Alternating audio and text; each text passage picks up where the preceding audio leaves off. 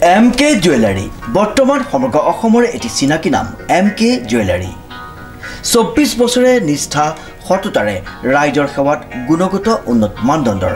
হলমাৰ্কযুক্ত সোণ ৰূপ হীৰা আদি গহনা গাঁথৰিৰ বৰ্তমান এটি অত্যাধুনিক সম্ভ্ৰান্ত চালে চকুৰোৱা শ্বৰুমলৈ পৰিণত হৈছে ৰাইজৰ আপোন জুৱেলাৰী MK জুৱেলাৰী বিয়া বাৰু জন্মদিন বা অন্য কোনো বিশেষ মুহূৰ্তত আপোনজনক যদি সোণ ৰূপ হীৰা বা অন্য যিকোনো গহনা উপহাৰ দিব বিচাৰে তেন্তে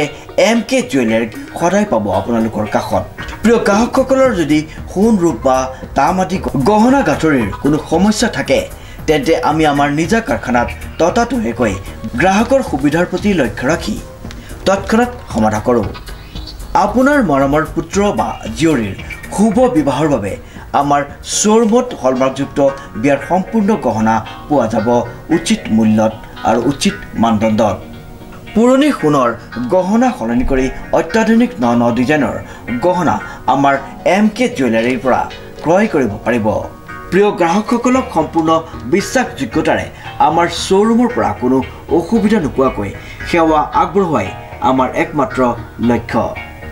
গতিকে আজি সপৰিয়ালে আহক আমাৰ শ্বৰুম MK জুৱেলাৰীলৈ আৰু লৈ যাওক আপোনালোকৰ সপোনৰ গহনা গাঁথৰিসমূহ আমাৰ ঠিকনা MK জুৱেলাৰী ৰূপহিয়ালী ষ্টুডেণ্ট গেলেৰীৰ কাষত সোণাৰী চাপৰিত দুদিনীয়া বৰ্ণাঢ্য কাৰ্যসূচীৰে ৰঙালী বিহু সন্মিলন আয়োজন ৰাজ্যজুৰি ভিন্ন প্ৰান্তত অনুষ্ঠিত কৰা হৈছে ৰঙালী বিহু সন্মিলন সমান্তৰালভাৱে ঢকুৱাখানা মহকুমাৰ সোণাৰী চাপৰিতো আয়োজন কৰা হৈছে সোণাৰী চাপৰি আঞ্চলিক ৰঙালী বিহু সন্মিলন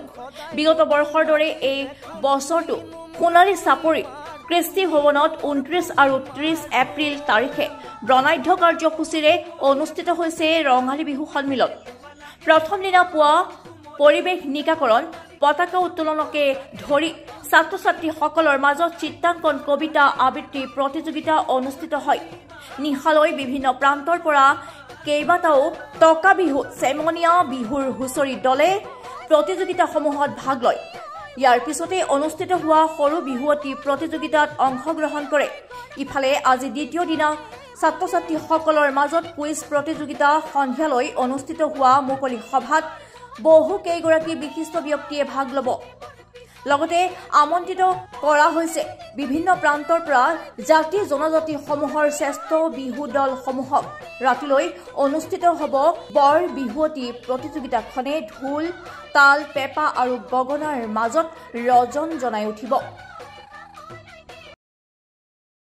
পৰিৱৰ্তনৰ ধানখুমীয়াত মঞ্চখনো পৰিৱৰ্তন হৈছে আজিৰ পৰা প্ৰায় 7-8 বছৰ আগতে এই মঞ্চত স্থানীয় বিহু দলসমূহৰ দ্বাৰা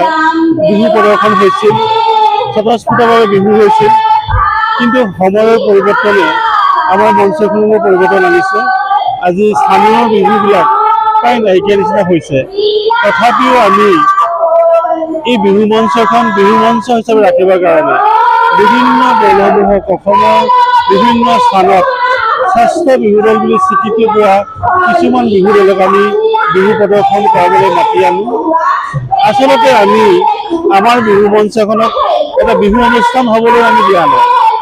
আমি আজি সাম্প্ৰতিক অৱস্থাত দেখিছোঁ বহু অনুষ্ঠানত বিহু এনিশা সাংস্কৃতিক সন্ধিয়া এনেদৰে অনুষ্ঠান অনুষ্ঠিত কৰে কোনোবা এজন নামী দামী শিল্পীক মাতি আনি ওপৰৰ মিঠাইলৈকে অনুষ্ঠান কৰে কিন্তু আমি এই বিহু মঞ্চখনে এটা কথাই ৰক্ষা কৰিবলৈ চেষ্টা কৰিছোঁ বিহু মঞ্চখনত যাতে বিহুৱে প্ৰদৰ্শন হয় এই কথাষাৰ আমি গুৰুত্ব দি আমি এই কথাটো চেষ্টা কৰি ৰাখিছোঁ বিকাশৰ কাৰণে আমি সাহিত্য প্ৰতিযোগিতা ৰাখিছিলোঁ ইতিমধ্যে সেই প্ৰতিযোগিতাসমূহ সমাপন হৈ গৈছে তাৰ সমান্তৰালভাৱে চেমনীয়া হুঁচৰি বিহু দলৰ প্ৰতিযোগিতা আৰম্ভ হ'ব টকা বিহু দল ইতিমধ্যে আমাৰ আৰম্ভ হৈ আছে আৰু অন্তিম দিনৰ কাৰ্যসূচীত আমি এক ব্যতিক্ৰম বিহু এই মঞ্চখনত প্ৰতিটো বৰ্ষতে আমি অনুষ্ঠিত কৰি আহিছোঁ সেই আকাশতে আমি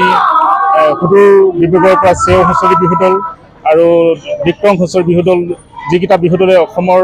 বিভিন্ন স্থানত প্ৰথম পুৰস্কাৰ বুটলিবলৈ সক্ষম হৈ আহিছে তাৰ লগে লগে আমি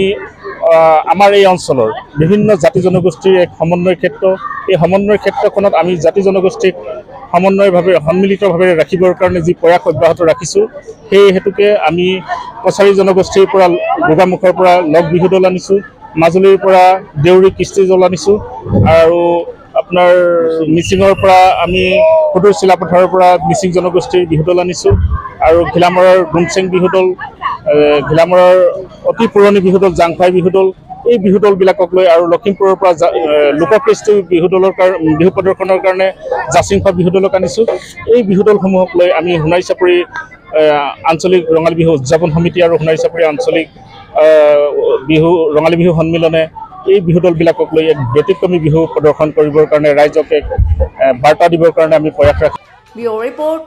নিউজ নাও 24/7।